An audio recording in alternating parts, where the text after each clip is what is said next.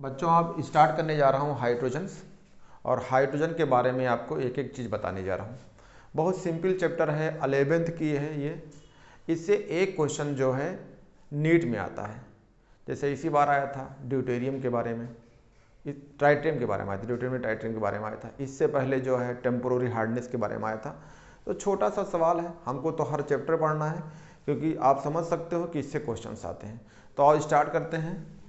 भले ही छोटा चैप्टर है, सिंपल चैप्टर है, लेकिन हमें एक क्वेश्चन से मतलब है। मीन्स एक क्वेश्चन का मतलब होता है 4 नंबर, तो हमें 4 नंबर से मतलब है।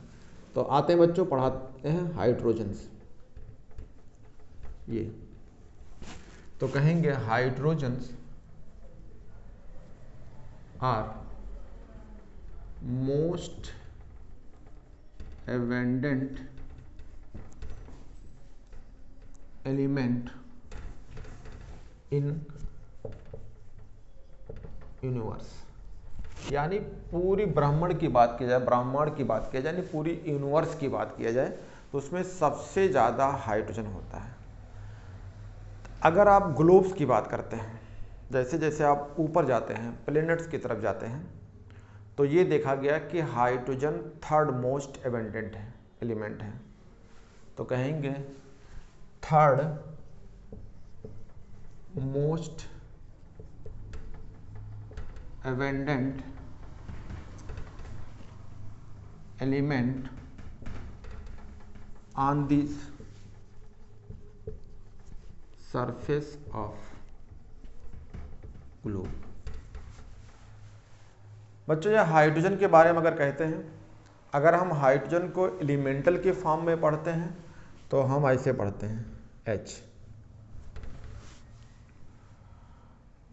अगर इसकी देखा जाए तो इसके पास, इसको हम लिखते हैं ऐसे 1H1। तो इसका मतलब जो है ये लिखा होता है, तो इसे बोलते हैं एटॉमिक नंबर्स, और इसे बोलते हैं मास नंबर। तो अगर आप इसमें कहेंगे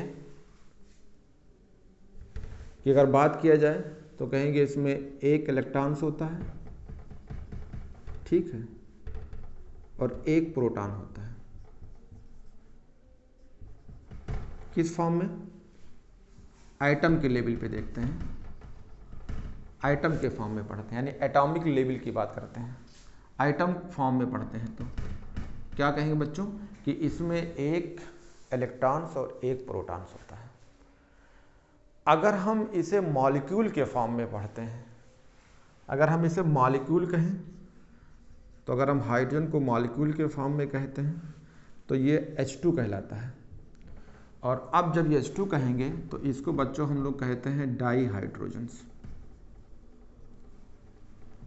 2H होता है तो इसे हम डाई हाइड्रोजन कहते हैं। अगर हम एलिमेंट के फॉर्म में कहते हैं तो पीरियोडिक टेबल में जाके देखते हैं तो आप ये भी कह सकते हैं सबसे सिंपलेस्ट एलिमेंट्स हैं, यानी जिसके पास एक प्रोटॉन और एक इलेक्ट्रॉन हो तब सबसे सिंपलेस्ट है। किस में? पीरियोडिक टेबल के अंदर। तो कहें simplest element in periodic tables, तो ये भी कह सकते हैं सिंपलेस्ट एलिमेंट किसमें? इन पीरियोडिक टेबल के अंदर। अगर ये कहा जाए कि अगर इसके बारे में बताते हैं तो ये पीरियोडिक टेबल में सबसे टॉप यानी फर्स्ट ग्रुप में रखा हुआ है, तो ये फर्स्ट ग्रुप एलिमेंट्स भी कहते हैं। तो फर्स्ट ग्रुप एलिमेंट कौन सा है? वो हाइड्रोजन है। यानी कहेंगे फर्स्ट ग्रुप एलिमेंट क्या होगा आपका? हाइड्रोजन। अगर और हाइड्रोजन की बात किया जाए बच्चों, तो हाइड्रोजन को जो है अगर ये एल्कली मेटल के साथ रखा गया है तो एल्कली मेटल के बाद की तरह इसे आप बता सकते हैं। जैसे एल्कली मेटल वालों जो है एक इलेक्ट्रॉन जो है लॉस करते हैं तो एक पॉजिटिव चार्ज आता है, तो इस पे भी एक पॉजिटिव चार्ज आएगा। एल्कली मेटल से पहले बच्चों अगर आपको देखना हो तो इसका इलेक्ट्रॉनिक कॉन्फ़िगरेशन देख सकते हो। तो बच्चों इसका आपका इलेक्ट्रॉनिक कॉन्फ़िगरेशन देख सकते हो। तो अगर इलेक्ट्रॉनिक कॉन्फ़िगरेशंस देखते हैं तो सिंपल बात है कि अगर इलेक्ट्रॉनिक कॉन्फ़िगरेशंस की बात करते हैं तो आपके ऐसे लिखते हैं 1H1, ऐसे लिखते हैं। इसका मतलब इसके पास कितना इलेक्ट्रॉन है, एक इलेक्ट्रॉन है, तो इसे क्या कहेंगे 1s1, यानी पहले सेल में है और एक इलेक्ट्रॉन रखता है। इसे चाहो तो ऐसे लिख दो। अगर ये कंपेयर करते हैं किसके साथ, एल्कली मेटल के साथ, तो अगर आप कंपेयर करते हैं एल्कली मेटल के साथ, ठीक, कंपैरिजन कह सकते हैं, या एल्कली मेटल के साथ कहना चाहते हैं तो कहेंगे एल्कली मेटल के साथ। तो जैसे एल्कली मेटल के साथ लिखते हैं तो आप क्या लास्ट में क्या लिखते हैं NS1, तो इसको भी आप NS1 कह सकते हैं, यानी पहले सेल का है, यानी फर्स्ट पीरियड का है। तो ऐसे जैसे जैसे आप पीरियड में एल्कली मेटल में फर्स्ट ग्रुप में आएंगे, हाइड्रोजन है, लिथियम है, सोडियम है, पोटेशियम है, रिबिडियम है, सीजियम है, इसमें आएंगे तो सम के लास्ट में NS1 लिखा रहेगा, ये रहा। अगर एल्कली मेटल जो है एक इलेक्ट्रॉन को लॉस करता है तो एक पॉजिटिव आता है, तो हाइड्रोजन भी उसी तरह क्या करेगा, एक इलेक्ट्रॉन लॉस कर सकता है। तो कहेंगे हाइड्रोजन लॉस 1 इलेक्ट्रॉन। अगर एक इलेक्ट्रॉन लॉस करेगा तो क्या कहलाएगा, यूनी पॉजिटिव। अगर यूनी पॉजिटिव होगा तो इसका मतलब कैसा होगा, ऐसे बनेगा। एल्कली मेटल भी एक इलेक्ट्रॉन लॉस करते हैं तो उन पे भी एक पॉजिटिव आता है, तो एल्कली मेटल के साथ जो है इसे कंपेयर सकते हैं। एल्कली मेटल अगर एक इलेक्ट्रॉन लॉस करते हैं तो उन सब पे क्या आएगा, एक पॉजिटिव चार्ज। अगर आपका हाइड्रोजन एक इलेक्ट्रॉन गेन कर ले, कह दो हाइड्रोजन्स गेन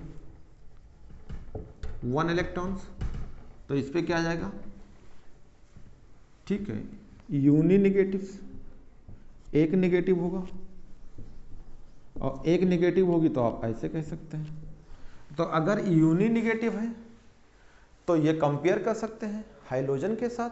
हाइड्रोजन भी एक इलेक्ट्रॉन लेके निगेटिव कर लेता है, एक इलेक्ट्रॉन ये लेगा तो इसके पास डुप्लेट हो जाएगा।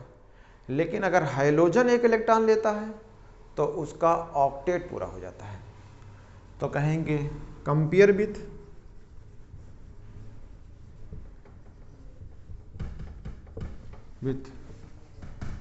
हाइड्रोजन्स। तो हाइड्रोजन में अगर एक इलेक्ट्रॉन लेगा, यानी एक्स की बात करते हैं, तो इन पे भी सबके क्या आएगा, एक निगेटिव। अगर एक इलेक्ट्रॉन गेन कर लेगा तो एक निगेटिव हो जाएगा। तो इसको हम एल्कली मेटल के साथ भी कंपेयर कर सकते हैं और इनको हाइड्रोजन के साथ भी कंपेयर कर सकते हैं।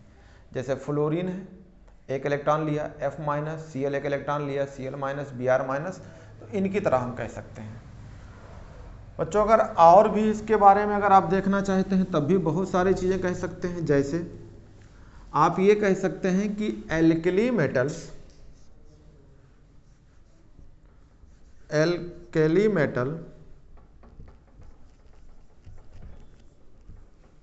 फॉर्म्स, ऐसे कहते हैं लाइक एल्कली मेटल्स। इसको थोड़ा सा चेंज कर लें, कहिए लाइक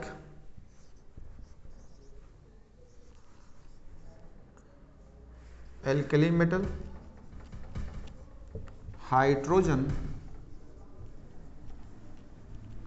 फॉर्म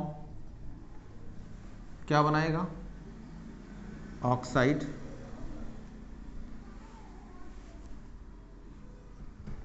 सल्फाइड या हेलाइड्स। एल्कली की तरह जैसे ऑक्साइड की बात करते हैं तो सोडियम के परऑक्साइड बनता है, लिथियम के ऑक्साइड बनते हैं, तो ऐसे हाइड्रोजन भी हाइड्रोजन परऑक्साइड बना लेता है। जैसे सल्फाइड बनाते हैं, जैसे NO2S, तो ऐसे ये H2S बना लेगा।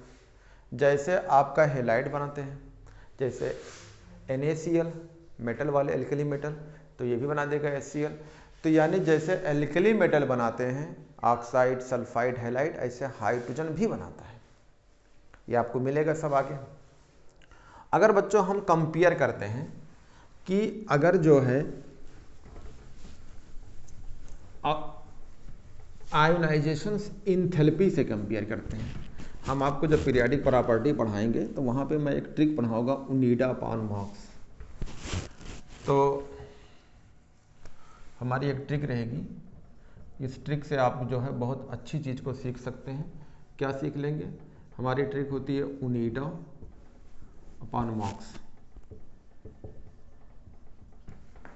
और period upon group.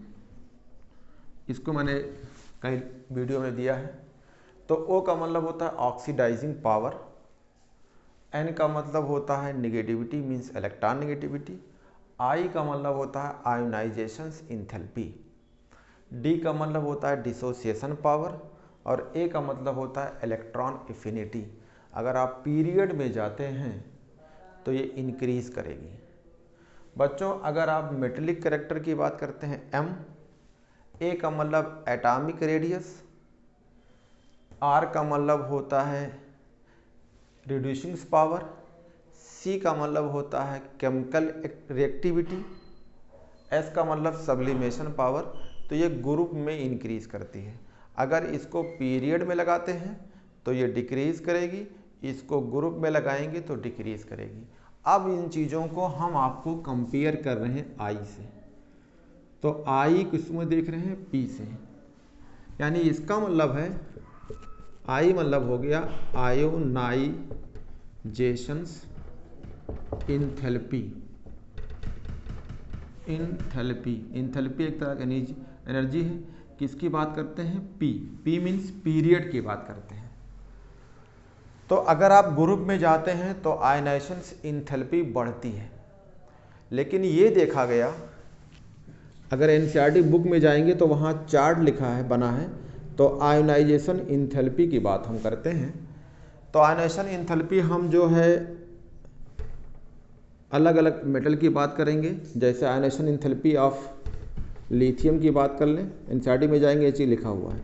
Ionisation enthalpy of, हम एफ की बात करेंगे, हाइड्रोजन की बाद में एफ की बात करेंगे। और आयोनाइजेशन इंथैल्पी हम जो है हाइड्रोजन की बात करेंगे, एच की बात करेंगे। तो बच्चों अगर हम एनसीईआरटी में जाएंगे तो सबकी वैल्यू लिखा है। यानी ये लिखा है 520 किलो जूल पर मोल। अगर हम इसकी बात करते हैं तो ये 1680 किलो जूल पर मोल। और अगर हम इसकी हाइड्रोजन की बात करते हैं तो 1312 किलो जूल पर मोल। तो ये कहा जाता है कि आयोनाइजेशन इंथैल्पी जो है इसकी जो है काफ़ी ज़्यादा होती है। तो ये देखा गया कि हाइड्रोजन की भी बहुत ज़्यादा होती है। इसका मतलब है, अभी आप देख रहे थे कि अगर एक इलेक्ट्रॉन लेके हाइड्रोजन की तरह बन जाता है, तो ये देखा गया कि इसकी जो है आयोनाइजेशन इंथैल्पी काफ़ी सिमिलर होती है हाइड्रोजन से। यानी आयोनाइजेशन इंथैल्पी देखेंगे तो बहुत ज़्यादा डिफरेंस नहीं होगी। लेकिन अगर आप ग्रुप में आते हैं तो घटती जाती है। देखो हाइड्रोजन रखा है, उसके बाद लिथियम है, फिर सोडियम है, पोटेशियम, ऐसे आएंगे तो आईपी क्या होगी? पीरियड में बढ़ती, इधर बढ़ेगी, लेकिन इधर क्या होती है? घटती है। तो ये देखा गया कि इसकी आयोनाइजेशन इंथैल्पी और इसकी आयोनाइजेशन इंथैल्पी सिमिलरिटी होती है, यानी हाइड्रोजन के साथ सिमिलर होते हैं। तो ये चीज़ आपको एनसीईआरटी में लिखा हुआ है। अगर आपसे कहा जाए कि अगर हाइड्रोजन है, एक इलेक्ट्रॉन निकाल देते हो, तो इलेक्ट्रॉन कहाँ से निकलता है? सेल से। सेल का मतलब आप बात करेंगे तो कहेंगे इलेक्ट्रॉन ऑर्बिटल में होता है, वहाँ से निकल जाता है। तो अगर H पॉजिटिव बन गया है तो अब आप बात करते हैं न्यूक्लियस की। तो कहा जाए कि न्यूक्लियस की साइज कितना होती है। अगर इलेक्ट्रॉन निकालने के बाद साइज कब होती है तो ये देखा गया 1.5 10⁻³ पिकोमीटर इतना होता है। तो इन चीज़ों को बच्चों आपको ध्यान होगा। आप जानते हैं कि मैं हाइड्रोजन पढ़ा रहा हूँ, बहुत सिंपल है और सब थ्योरेटिकली चीज़ें हैं। तो आते हैं, बात करते हैं आपको इसके आगे। तो अगर हम इस हाइड्रोजन को अगर हम कहते हैं डाई हाइड्रोजन, तो इसका मतलब है कि वो H2 के फॉर्म में होगा। तो डाई हाइड्रोजन की बात करते हैं तो देखा गया था कि 70% जो होता है यूनिवर्स में बाई मास होती है। अगर हाइड्रोजन की बात की जाए, डाई हाइड्रोजन, तो यूनिवर्स में कितना परसेंट होता है? 70% होती है। अगर आपसे पूछा जाए कि टोटल यूनिवर्स की बात करते हैं, ये हाइड्रोजन जो है सबसे ज़्यादा होती है। अगर आपसे कहा जाए कि अगर आप प्लेनेट्स पे जाते हैं, तो प्लेनेट में अगर आप देखेंगे तो बहुत सारे प्लेनेट्स हैं। उसमें अगर आप बात करते हैं जुपिटर की, ठीक है, जुपिटर की बात करते हैं एंड 2 प्लेनेट की बात करते हैं, ठीक है। तो अगर इन दोनों प्लेनेट की बात करेंगे तो कहा जाता है कि ये दोनों प्लेनेट जो होते हैं कंसिस्ट होते हैं हाइड्रोजन से होते हैं। तो आपको मैंने आते बोला था कि जैसे जैसे आप ऊपर जाते हैं, एटमॉस्फेयर में आप ऊपर जाते हैं, तो आपको पता है कि ऑक्सीजन जो है कम होती जाती है। तो इसका मतलब है और गैसें होंगी, लेकिन जब आप प्लैनेट्स पे जाते हैं, जुपिटर पे जाते हैं या सैटर्न पे जाते हैं, तो इसका मतलब है कि इन पे जो है ये दोनों बने होते हैं हाइड्रोजन से, यानी यहाँ पे हाइड्रोजन बहुत ज़्यादा पाई जाती है, ठीक है। तो कह सकते हैं आर कंसिस्ट, यानी बने होते हैं किससे? विथ ऑफ, कह सकते हैं हाइड्रोजन से। यानी आप ये भी कहते हैं कि इन सब प्लेनेटों पे ज़्यादातर क्या होते हैं? हाइड्रोजन होती है, हाइड्रोजन गैस होती है, ऑक्सीजन नहीं होती है। इसीलिए तो आपको गैस सिलेंडर ले आना पड़ता है, ठीक है। जितने अंतरिक्ष में लोग जाते हैं तो साथ में सिलेंडर ले जाते हैं, क्योंकि वहाँ पे ऑक्सीजन नहीं होती है। तो क्या होता है आपका? हाइड्रोजन्स होते हैं। तो बच्चों चीज़ें जो हैं आपके बात में ये छोटी छोटी चीज़ें थी। और एनसीईआरटी में एक मैं आपको चार्ट दिखाता हूँ बच्चों। एक चीज़ और आप कह सकते हैं, जैसे हाइड्रोजन्स कहाँ, तो हाइड्रोजन जो होते हैं प्लांट्स में होते हैं, एनिमल में होते हैं, एनिमल के टिश्यू में होते हैं, यानी ज़्यादातर ये कंबाइंड फॉर्म में होते हैं। तो कह सकते हैं कि हाइड्रोजन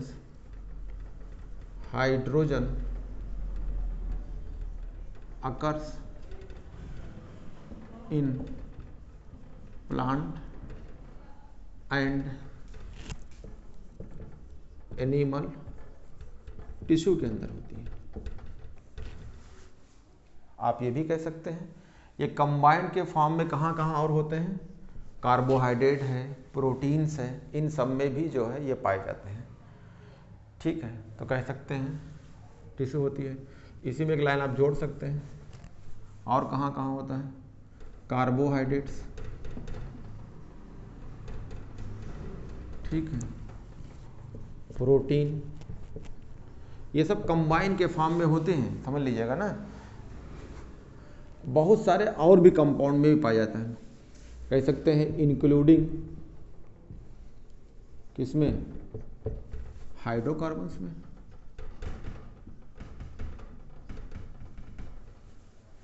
तो इन सब में जो होते हैं ये हाइड्रोजन पाई जाती है। अगर ये सब कंबाइंड फॉर्म में पाए जाते हैं, अगर आपसे कहा जाए तो हाइड्रोजन जो है इसके आइसोटोप भी होते हैं। तो आप पहले समझिए कि आइसोटोप का मतलब क्या होता है। सिंपल तरीके से मान लो 3 लोग खड़े हैं या 2 लोग खड़े हैं, तो आइसोटोप इसका मतलब जिसकी टोपी ना सेम हो, यानी 3 लोग खड़े हैं, तीनों की टोपी अलग अलग है लेकिन पैजामा सेम है, तो उसे क्या बोलेंगे? मान लो पैजामा पहने हैं और कुर्ता पहने हैं, पैजामा पहने हैं और टोपी लगाए हैं, तो आप क्या बोलेंगे? आइसो माने सेम, टोप माने टोपी नहीं, आप कहेंगे जिसकी टोपी सेम ना हो, पैजामा सेम हो, तो उसे आइसोटोप कहेंगे। सिंपल तरीके से कि अगर एलिमेंट हैं 2 या 2 से ज़्यादा हों लेकिन उनके एटॉमिक नंबर सेम हो, एटॉमिक मास डिफरेंस हो, तो कहेंगे element have same atomic number and different atomic mass, तो इसे आइसोटोप कहेंगे। तो हाइड्रोजन के 3 आइसोटोप्स होते हैं। Hydrogen have 3 isotope. तो हाइड्रोजन 3 आइसोटोप रखता है। कौन कौन? एक होता है 1H1, इसे बोलते हैं प्रोटियम।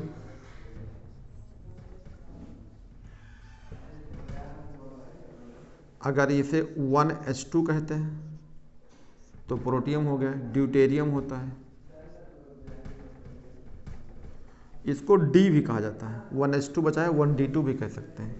तो 1H2 कहेंगे, या इसको आप H के जगह पे D भी इस्तेमाल कर सकते हैं। और 1H3, तो इसे क्या बोलेंगे? ट्राइटियम। तो इसको T से कहते हैं, T। तो यहाँ D लिखे हैं तो यहाँ T लिख सकते हैं, 1T⁻3। तो ये 3 आइसोटोप हैं। तो इनके एटॉमिक नंबर सेम है और इनके जो है मास नंबर अलग अलग होते हैं। तो इसे आप कहते हैं प्रोटियम, ड्यूटेरियम एंड ट्राइटियम्स। बच्चों और भी इसमें कह सकते हैं कि ये आपस में क्या डिफरेंस रखते हैं। तो आप ये कहेंगे कि इनमें जो है न्यूट्रॉन्स का डिफरेंट होती है। इसमें न्यूट्रॉन 0 होता है, इसमें न्यूट्रॉन 1 होते हैं, इसमें न्यूट्रॉन 2 होते हैं। तो कहेंगे आइसोटोप आर डिफरेंट्स, कहेंगे isotope are different in nitrogens. तो इनके जो है नाइट्रोजन डिफर होते हैं। तो और इसीलिए जो है इसको अगर आप जो है क्वेश्चंस के फॉर्म में देखते हैं तो बच्चों जो है यहाँ मेरे गलती से नाइट्रोजन बोल दिया है, नाइट्रोजन नहीं, मतलब इसमें डिफरेंट होते हैं न्यूट्रॉन्स। ध्यान रखिएगा, नाइट्रोजन नहीं होता है, न्यूट्रॉन डिफरेंट होते हैं। कैसे? ये रहा। अगर आप जो है 1H1, 1H2 और 1H3 लेते हैं तो इसमें न्यूट्रॉन कैसे डिफरेंट होते हैं? तो एक फार्मूला होता है, A= पढ़ते हैं P + N। A जो होता है मास नंबर होता है, P का मतलब प्रोटॉन्स होते हैं, N का मतलब न्यूट्रॉन्स होते हैं। तो इसमें देखते हैं न्यूट्रॉन तीनों में डिफरेंट होते हैं, नाइट्रोजन नहीं, न्यूट्रॉन्स। तो आओ इसमें देखते हैं, इसका मास नंबर कितना है? 1। ये प्रोटॉन कितना है? 1। और ये है N। तो N= क्या होगा? 1 - 1। तो न्यूट्रॉन इसमें क्या होगा? 0। इसमें आते हैं, ये फार्मूला रखेंगे तो ये A है, तो A की वैल्यू है 2, तो हो गया 2। आपका P का वैल्यू कितना है? 1 और न्यूट्रॉन निकालना है। तो N= हो जाएगा 2 - 1, तो न्यूट्रॉन हो जाएगा 1। अगर जो है आप इसको लिखते हैं इसी फार्मूले में तो A की वैल्यू है 3, ये हो गया। P का वैल्यू प्रोटॉन 1 है और न्यूट्रॉन निकालेंगे तो N= हो जाएगा 3 - 1। तो 3 - 1 से निकालेंगे तो इसकी वैल्यू जो हो जाएगी 2। तो तीनों में अगर आइसोटोप में देखा जाए क्या डिफरेंट मिलती है, तो तीनों में डिफरेंट मिलता है न्यूट्रॉन्स, नॉट नाइट्रोजन्स। ये न्यूट्रॉन डिफरेंट होते हैं। क्या कहेंगे? इसमें न्यूट्रॉन 0 होता है, इसमें न्यूट्रॉन 1 होता है, इसमें न्यूट्रॉन 2 होता है। इस बार का सवाल था, अगर आपसे कहा जाए, यह सवाल नीट जो है 2021 का सवाल था, इसी एनसीईआरटी की लाइन से ही था जो मैं पढ़ा रहा हूँ। एनसीईआरटी का पेज नंबर पे देखेंगे तो ये मिलेगा। क्या था? कहा गया था कि जो है इसको हम इसको जो लिखते हैं आप इसको ऐसे भी लिख सकते हैं 1T⁻3, यानी जो आपका ट्राइटियम्स है ये एक रेडियो एक्टिव एलिमेंट्स है। तो कहेंगे tritiums is a radio active element and emit beta minus particle. तो ये क्या इमिट करती है? Beta minus particle. तो यही क्वेश्चन इस बार आया था कि जो है ट्राइटियम रेडियो एक्टिव एलिमेंट है, क्या इमिट करती है? तो आप बोलेंगे कि बीटा माइनस पार्टिकल इमिट करती है। ठीक है, आपसे डिफरेंट पूछा जाए कि तीनों में डिफरेंस क्या है, तो तीनों का डिफरेंस है न्यूट्रॉन। क्यों न्यूट्रॉन में डिफरेंस आपके सामने लिखा हुआ है, तो इसको आप डिफरेंस बता सकते हैं। ये रेडियो एक्टिव क्यों है, क्योंकि रेडियो एक्टिव एलिमेंट्स आप समझते हो, alpha, beta, gamma, beta minus, ये सब पार्टिकल अगर इमिट करते हैं तो वो रेडियो एक्टिव एलिमेंट्स कहलाते हैं। तो आगे चलते हैं बच्चों। अगर हम आइसोटोप की बात करते हैं तो सबके पास एक एक इलेक्ट्रॉन है, तो इनका इलेक्ट्रॉनिक कॉन्फ़िगरेशन करोगे, मान लो ये है 1h1, ये 1h2 और ये 1h3 है, तो सबके पास कितने इलेक्ट्रॉन्स हैं? ये आप जानते हैं कि जो ये एटॉमिक नंबर होता है, अगर इन पे कोई चार्ज नहीं होता है तो जो प्रोटॉन्स होते हैं वही जो है इलेक्ट्रॉन्स बराबर होते हैं। तो आप क्या कहेंगे, सबका इलेक्ट्रॉनिक कॉन्फ़िगरेशन करोगे तो क्या आएगा, सब पे आएगा 1s1, तो कहेंगे आइसोटोप, ये लाइन आप बोल सकते हैं, सबका यही आएगा, तो कहेंगे isotope have same electronic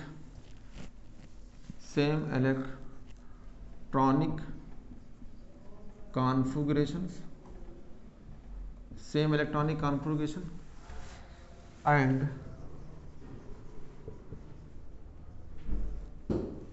they are same chemical properties। तो इसका मतलब है कि इनकी केमिकल प्रॉपर्टीज सेम होगी। तो फिर डिफरेंट क्या होगा, तो कहेंगे इन सब की बॉन्ड डिसोसिएशन एंथैल्पी अलग अलग होगी। तो कहेंगे आइसोटोप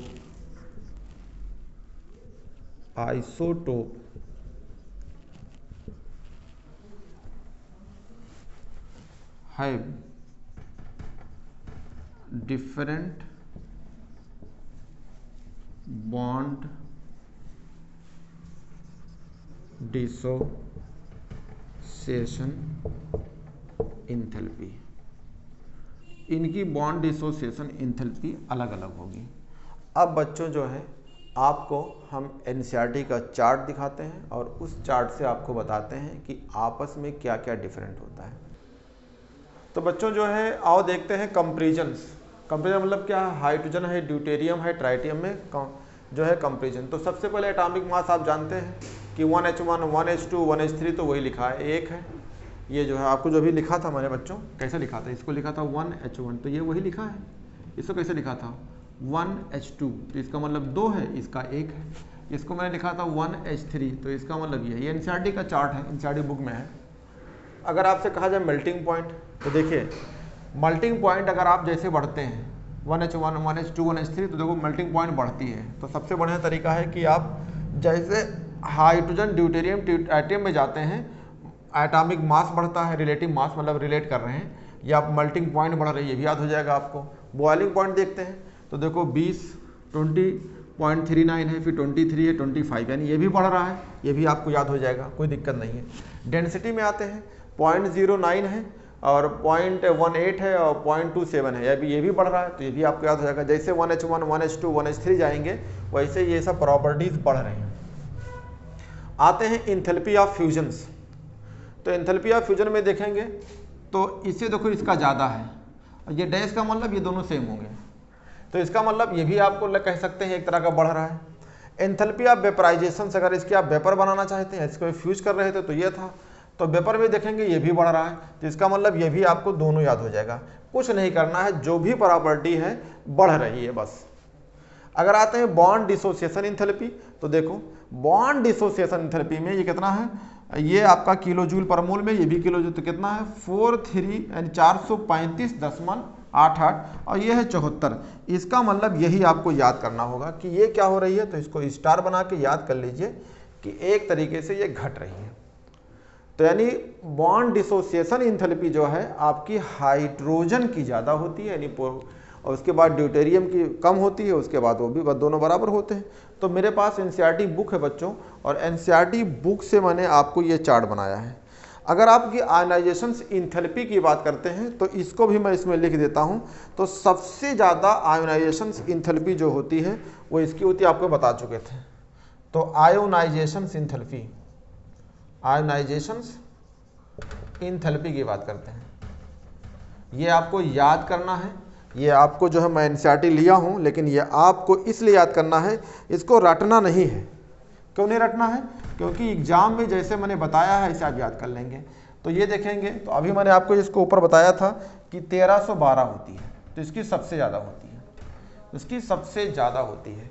तो बॉन्ड डिसोसिएशन एंथैल्पी और आयनाइजेशन एंथैल्पी, अगर आप ये दो चीज़ याद रखते हैं, यानी हाइड्रोजन की सबसे ज़्यादा होती है बच्चों, तो कोई दिक्कत नहीं है, आप इसे आराम से याद कर सकते हैं। अब आती है बच्चों इसकी, ये पढ़ते हैं मेथड ऑफ प्रिपरेशंस, कैसे बनाई जाती है इसके बारे में। तो बच्चों आओ देखते हैं कैसे बनाया जाता है, कह रहे प्रिपरेशन देखते हैं। तो preparations of dihydrogens, preparations of dihydrogen, या ना आप बनाने की विधि, यानी आप H2 कैसे बनाएंगे उससे। तो आप सबसे पहले आओ देखते हैं लेबोरेटरी मेथड्स, लैब में कैसे बनाते हैं, ठीक है। लेबोरेटरी मेथड्स, तो ये मेथड है लेबोरेटरी। जैसे अगर आप जो है जिंक ले लीजिए और साथ में डाइल्यूट HCl ले लीजिए, तो यहाँ से क्या होगा, डाइल्यूट HCl है, तो आप कह सकते हैं कि डाइल्यूट HCl में 2 मोल ले लेंगे, तो ये क्या बन जाएगा, ऐसे लिख देता हूँ इसको, ठीक है। डाइल्यूट HCl लेते हैं, तो यहाँ से जिंक आएगा, ये बना जाएगा जिंक क्लोराइड्स, और साथ में H2 गैस निकल जाएगी, तो इसको 2 मोल ले लेते हैं, तो H2 बन जाएगा। पहला तरीका तो आपका ये हो गया। दूसरे में अगर आप जिंक ले लीजिए और साथ में बेस ले लीजिए, सोडियम हाइड्रोक्साइड, अगर आप बेस लेते हैं तो ये बन जाता है Na2ZnO2, साथ में H2, सोडियम जिंकेट बन जाती है, ठीक है। क्या बन जाती है, सोडियम जिंकेट्स, सोडियम जिंकेट। तो ये 2 तरीके हैं लेबोरेटरी मेथड से, ठीक है। आओ देखते हैं कॉमर्शियल मेथड कैसे होगा। कॉमर्शियल मेथड्स, बच्चों जो है कॉमर्शियल मेथड कैसे बनाया जाता है, ठीक है। स्पेलिंग सही कर लो इसकी।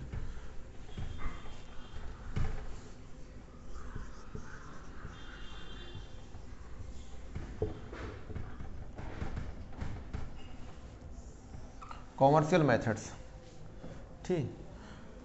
पहला है, इसमें जो है इलेक्ट्रोलिसिस करते हैं, किसका, अगर वाटर की आप 2 मोल लेते हैं, इसको इलेक्ट्रोलिसिस कर दो,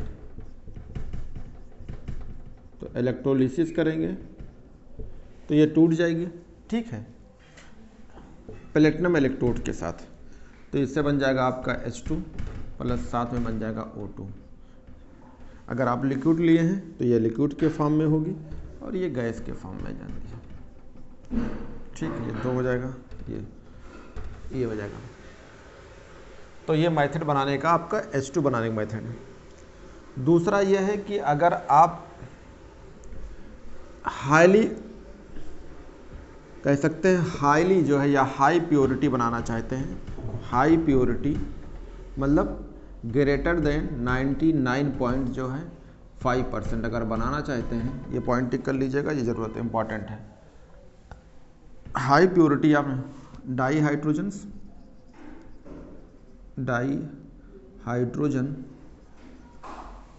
इज ऑब्टेन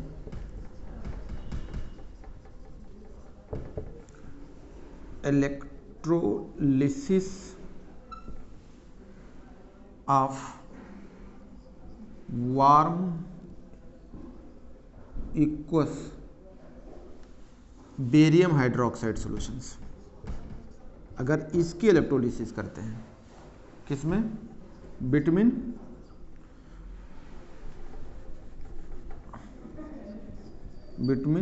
निकिल इलेक्ट्रोड्स,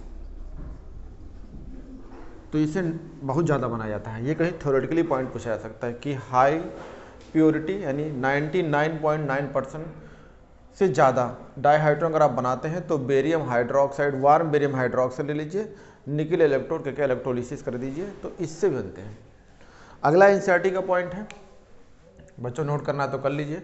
अगला पॉइंट चलते हैं, जो मैं अब बताने जा रहा हूँ वो आपका जो है इलेक्ट्रोलिसिस ही है, इलेक्ट्रोड केमिस्ट्री में पढ़ाएंगे। अगर बच्चों इलेक्ट्रोलिसिस करना चाहते हैं, इलेक्ट्रोलिसिस कर देते हैं सोडियम क्लोराइड्स का, यानी इसको आप ये कह सकते हैं कि सोडियम हाइड्रोक्साइड हो in the presence of Bryan solutions, ऐसे करके लिखा होगा, हमने डायरेक्ट किया। तो अगर किसी का इलेक्ट्रोलिसिस करते हैं तो मान लो ये आपका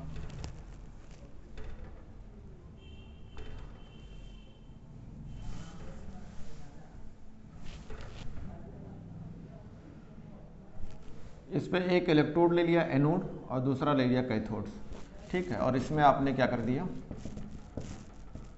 वाटर भर दिया। तो ये मान लो आपका एनोड्स है बच्चों, ये आपका जो है कैथोड है, कैथोड है।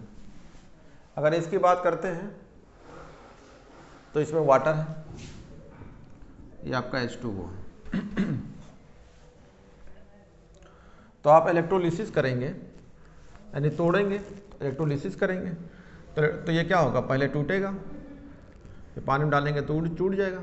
तो इससे क्या बनेगा, Na पॉजिटिव इक्वस और Cl नेगेटिव इक्वस। और जब इसका इलेक्ट्रोलिसिस होगी तो साथ में वाटर भी टूटेगा, तो वाटर टूटेगा तो ये बनेगा और H2 जो है H पॉजिटिव बनेगा। अगर ऐसा दो चीज़ होता है तो एनोड पे क्या होगा, तो आप जानते हैं कि अगर एनोड पॉजिटिव है, अगर एनोड रॉड पॉजिटिव है तो उस पर क्या जाएगा, नेगेटिव वाला। तो एनोड पे क्या होती है, यानी एनोड पे जो है ये रिएक्शन होगी, Cl जाएगी। तो कैसे जाएगी, मान लो 2 मोल आप Cl ले लीजिए और इससे Cl2 बन जाएगा, तो 2 इलेक्ट्रॉन इसने निकाल दिया तो Cl2 गैस के फॉर्म में हो जाएगी। निगेटिव से 0 में जा रही है, इसका मतलब क्या हो रहा है, ऑक्सीडेशन। तो एनोड पे ऑक्सीडेशन होता है।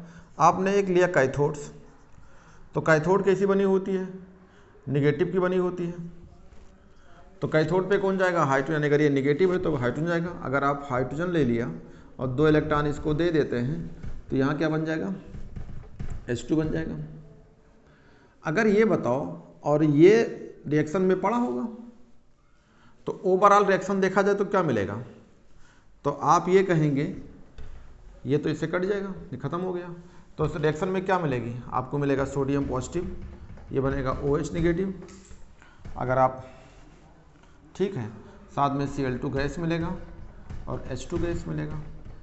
तो आपका क्या कहेंगे कि जो आपका H2 है ये कहाँ पे निकलेगी, कैथोड्स पे, यानी कैथोड पे आपका H2 गैस ये रिलीज होगी। तो आप बना क्या रहे थे, आप बना रहे थे H2, तो आप ये sodium hydroxide in the presence of brine solution की अगर इलेक्ट्रोलिसिस करते तो ये होगी। हमने डायरेक्ट कहा इलेक्ट्रोलिसिस ऑफ NaCl, तब भी आपका यहाँ पे H2 बनेगा। तब बच्चों आप कह सकते हैं कि एक मेथड ये भी है बनाने की। अगला चलते हैं इसके आगे।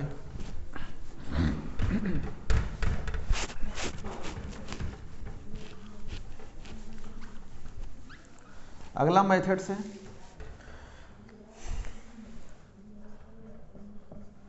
अगर हाइड्रोकार्बन से लेते हैं या कोक लेते हैं और इसको स्टीम पर पास करते हैं, जैसे हाइड्रोकार्बन मतलब CnH2n+2, ये एल्केन होगा। एल्केन का मतलब H2O लीजिए, H2O किस पे हो, स्टीम पे हो, यानी N ले लीजिए। तो इससे जो बनेगा ये कार्बन है और स्टीम पास करेंगे तो इससे आपका बन जाता है CO और साथ में बन जाएगा H2। जितने नंबर होंगे उस नंबर से आप मल्टीप्लाई कर सकते हैं। तो ये आपके ये हो जाएगा N+1, एक मिनट, ये जो आपका हो जाएगा N+1, ये H2 हो जाएगा। जैसे हमने लिया एग्जाम्पल के तौर पे कोई एल्केन है, यानी N बराबर आपने ले लिया 1, तो यहाँ 1 रखेंगे तो क्या हो जाएगा, तो ये आ जाएगा CH4, मीथेन आ जाएगा। यहाँ N बोलोगे तो ये आपका वाटर हो जाएगा। ये आपने स्टीम पे लिया है और साथ में हाई टेम्परेचर लेंगे, और हाई टेम्परेचर का मतलब है 1270 केल्विन लेंगे और निकिल आपको कैटालिस्ट लेना पड़ेगा, ठीक है। अगर आप ये लेते हैं तो सेम बनेगा। आपने अगर इसको किया टेम्परेचर वही है 1270 केल्विन, और निकल लेते हैं तो इससे कार्बन से क्या बन जाएगा, कार्बन मोनोऑक्साइड।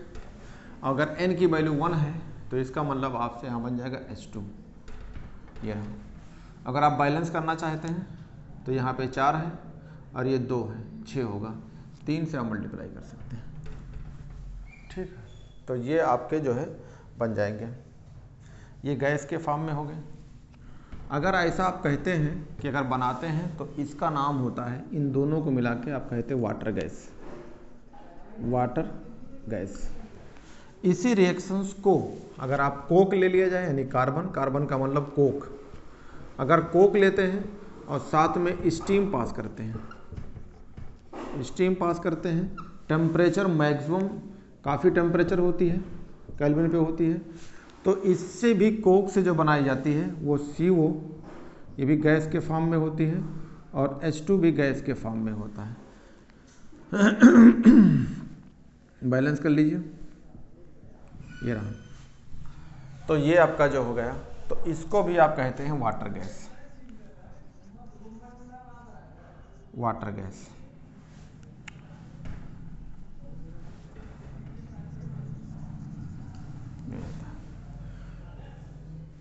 तो इससे क्या बना, H2 बना, इसको H2 बना, और इन दोनों को मिला के बच्चों हम वाटर गैस कहते हैं।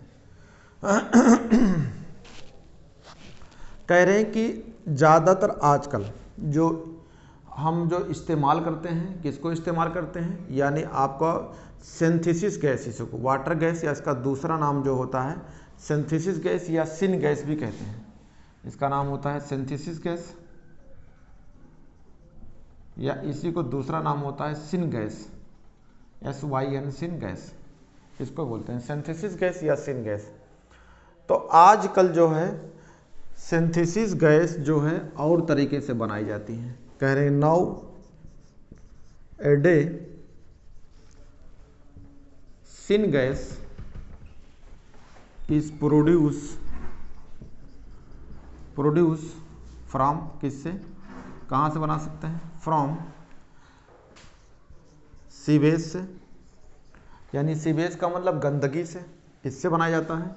या कह सकते हैं साडस्ट, इससे बनाते हैं। साडस्ट का मतलब बुरादे से, लकड़ी का बुरादा हो, साडस्ट। या फिर लकड़ी के छिलका जो होती है, स्कार्प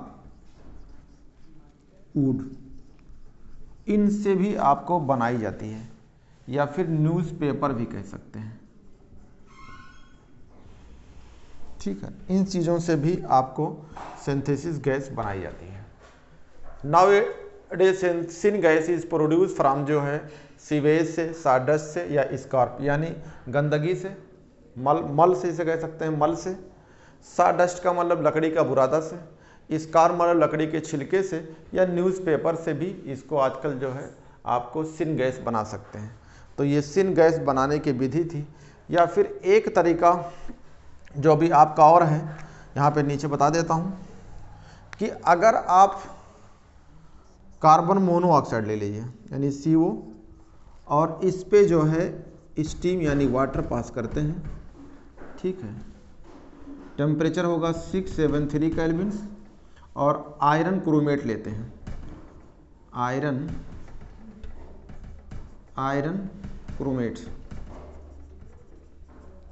अगर आयरन क्रोमेट लेते हैं तो इससे बन जाती है CO2 गैस, और साथ में बन जाती है H2 गैस। ये रहा। तो ये आपके जो है बनाने की जो है विधि है, कैसे कैसे प्रिपरेशंस करते हैं। तो ये सब तरीका बनाने की।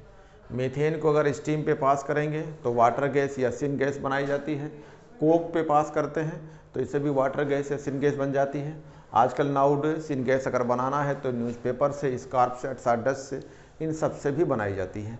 अगर कार्बन मोनोऑक्साइड पे अगर आप स्टीम पास कर देते हैं, H2O गैस, इसका मतलब स्टीम पास करेंगे, 673 केल्विन होगी, आयरन क्रोमेट लेते हैं तो ये कार्बन मोनोऑक्साइड इस ऑक्सीजन को लेके कार्बन डाइऑक्साइड बन जाती है और H2 बन जाएगा। बच्चों इतने तरीके से आप प्रिपरेशन कर सकते हैं। H2 को मीन्स डाई हाइड्रोजन को बनाने की एक तरीका है, इसे आप बना सकते हैं। अगला चलते हैं। तो बच्चों आते हैं अब केमिकल प्रॉपर्टीज में। Chemical properties. केमिकल प्रॉपर्टीज का मतलब होता है रिएक्शन करके देखा जाए, उससे केमिकल प्रॉपर्टी। फिजिकल प्रॉपर्टी में जो है आप ऐसे लेके देखेंगे तो फिजिकल प्रॉपर्टीज। तो पहले केमिकल से पहले कुछ बारे में बता दें फिजिकल के बारे में कि हाइट क्या है, 1 मिनट इससे पहले बता दें कि फिजिकल प्रॉपर्टीज क्या है, वो भी देख लो फिजिकल प्रॉपर्टीज, क्योंकि पहले फिजिकल बताने के बाद केमिकल। तो अब डाइहाइड्रोजन कैसा होता है, कहेंगे डाइहाइड्रोजन जो है हिंदी में यार गंधहीन, स्वादहीन ऐसे करके, तो क्या कहेंगे, ठीक है, तो कहेंगे ये जो है टेस्टलेस होता है, इसका कोई टेस्ट नहीं होता है, ऑर्डरलेस होता है, ठीक, कलरलेस होता है, ये सब चीज़ें जो हैं ये इसमें पाई जाती है, तो आप कह सकते हैं, ठीक है। H2 कैसा होगा, H2 is a colourless gas, और साथ में कैसा होगा, ऑर्डरलेस, साथ में टेस्ट देखना चाहते हैं तो टेस्टलेस, यानी कोई टेस्ट नहीं होगा, TA टेस्टलेस, ठीक है। अगर जो है और किस फॉर्म में हो सकता है, साथ में और कह सकते हैं हाइड्रोजन जो है आजकल एनर्जी के फॉर्म में बहुत ज़्यादा यूज होगी, तो साथ में कह सकते हैं इसको जला के यूज कर सकते हैं, तो कम्बस्टिबल भी कह सकते हैं, फिजिकल प्रॉपर्टी में कह सकते हैं कम्बस्टिबल होती है। तो ये सब चीज़ें इसके लिए हैं। अब आपको देखते हैं अगली चीज़ जो है केमिकल प्रॉपर्टीज़ में, तो केमिकल प्रॉपर्टीज़, तो बच्चों केमिकल प्रॉपर्टीज़ की बात करते हैं तो इसका मतलब रिएक्शंस की बात करते हैं। तो पहला रिएक्शंस है आपका हैलोजन के साथ, तो कहेंगे reactions with halogens, reactions with किसके साथ, हाइड्रोजन, हाइड्रोजन के साथ रिएक्शन कराते हैं। तो ये आपका हाइड्रोजन्स है, ये H2 है, किस फॉर्म में होता है, गैस के फॉर्म में। हाइड्रोजन का मतलब X2, ये भी गैस के फॉर्म में होगी, तो रिएक्शंस करेगी तो क्या बना देगी, HX, ये तो X क्या हो सकता है आपका, तो X बराबर आपका F हो सकता है, Cl हो सकता है, Br हो सकता है, I हो सकता है, ये है। दो चीज़ों में F तभी रिएक्शंस करेगी, तो F के लिए होना चाहिए F, यहाँ अगर F2 लिखेंगे, 2F लिखें तो F2 हो जाएगी, तो F कहाँ रिएक्शन करेगी, कहेंगे रिएक्शंस विथ डार्क, या कहेंगे रिएक्शन इन डार्क, किस में होगी ये, रिएक्शंस इन डार्क में, अंधेरे में होगी। अगर I की बात करते हैं तो साइज बड़ी होती है, ये दोबारा फिर रिएक्शन पलट जाएगी, तो इसके लिए होना चाहिए कैटालिस्ट के, रिएक्शंस इन कैटालिस्ट या रिएक्शन विथ कैटालिस्ट, कैटालिस्ट के साथ करेंगे तब जाके होगी। तो दो चीज़ें आप ध्यान रखिएगा, ये और ये तभी रिएक्शन करेगी, यहाँ डार्क लेना पड़ेगा, अगर F लेंगे तो डार्क लेना पड़ेगा, I लेंगे तो आपको यहाँ पे कैटालिस्ट लेना पड़ेगा, ये रिएक्शंस हो जाएगी। अगला रिएक्शंस, तो अगला रिएक्शन देखते हैं, केमिकल प्रॉपर्टीज में ही चल रही है, मेटल के साथ देखते हैं, तो रिएक्शंस विथ मेटल। तो अगला चीज है दूसरा रिएक्शंस, रिएक्शंस विथ मेटल के साथ। अगर रिएक्शन मेटल के साथ करते हैं तो आपका M हो जाएगा, ध्यान देना M यहाँ पे जो है आइसोलेटेड गैसियस आइटम बनाना पड़ेगा, तो जो मेटल होगी वो गैस के फॉर्म में होगी, साथ में क्या होगी, H2 भी होगी गैस के फॉर्म में। तो ये रिएक्शन कराएंगे तो क्या बन जाएगा, MH, ये बन जाएगा सॉलिड। तो यहाँ पे आपको अगर बैलेंस करना होगा तो 2 से मल्टीप्लाई कर दो, ये 2 ले लो, तो ये हो जाएगा। M क्या हो सकता है, M हो जाएगा आपका एल्कली मेटल, ये आप बहुत देखें, हमने पढ़ा है इस रिएक्शन को। जैसे सोडियम है तो N2 है, गैस के फॉर्म में लेना पड़ेगा, 2 मोल ले लीजिए, H2 है गैस के फॉर्म में, तो यहाँ पे NaH बन जाएगा, और ये आयनिक कंपाउंड होगा, आयनिक कंपाउंड सॉलिड होता है। तो आयनिक कंपाउंड आपको पढ़ाए थे, मेटल आइसोलेटेड गैसियस आइटम में हो और नॉन मेटल भी कैसा हो, इलेक्ट्रॉन नेगेटिविटी वाला हो लेकिन गैस के फॉर्म में हो। तो यहाँ पे किसी मेटल लिख सकते हैं, सोडियम, पोटेशियम, रेडियम, सीजियम, किसी भी ले लीजिए। तो मैंने एक एग्जांपल आपको बता दिया, रिएक्शन विथ मेटल के साथ हो गई, ठीक है। आपका ये एनसीईआरटी में सब कुछ दिया है, ये हो गया। रिएक्शंस विथ हाइड्रोजन के, थर्ड ले लीजिए, रिएक्शंस विथ किसके साथ, डाई ऑक्सीजन कहते हैं हम लोग, ऑक्सीजन बजाय डाई ऑक्सीजन कहते हैं, ये रहा। तो आप H2 ले लीजिए गैस के फॉर्म में, किसके साथ रिएक्शन करा दीजिए, O2 गैस के फॉर्म में, और यहाँ पे आपको कैटालिस्ट लेना पड़ेगा, साथ में गर्म कर दीजिए, ये आपका बन जाएगा 2H2O। आपकी बनेगा लिक्विड्स के फॉर्म में, और इसका कुछ ना कुछ एंथैल्पी होगी, एंथैल्पी ऑफ फॉर्मेशंस पढ़ाएंगे आपको थर्मोडायनेमिक्स में। तो ये होता है -285.9 किलो जूल पर मोल्स, ये इतनी होती है। ठीक है, अगला लेते हैं चौथा में, रिएक्शंस विथ डाई नाइट्रोजन। अगर बच्चों रिएक्शन अगर डाई नाइट्रोजन के साथ कराते हैं तो ये भी करा सकते हैं। जैसे आपका H2 है गैस के फॉर्म में, नाइट्रोजन होगी आपके गैस के फॉर्म में। अगर यहाँ पे कैटालिस्ट लेते हैं आप जो है आयरन, और साथ में टेम्परेचर होगा 63 केल्विन्स और 200 एटमॉस्फेरिक प्रेशर्स, तो ये बन जाता है अमोनिया गैस के फॉर्म में। बैलेंस करना है, 3 से कर दीजिए ये। तो यही तो प्रोसेस कहलाती है, इसका नाम क्या है, इसी को हाइबर प्रोसेस कहते हैं। अमोनिया बनाने की विधि होती है, तो कहेंगे मैन्युफैक्चर ऑफ अमोनिया,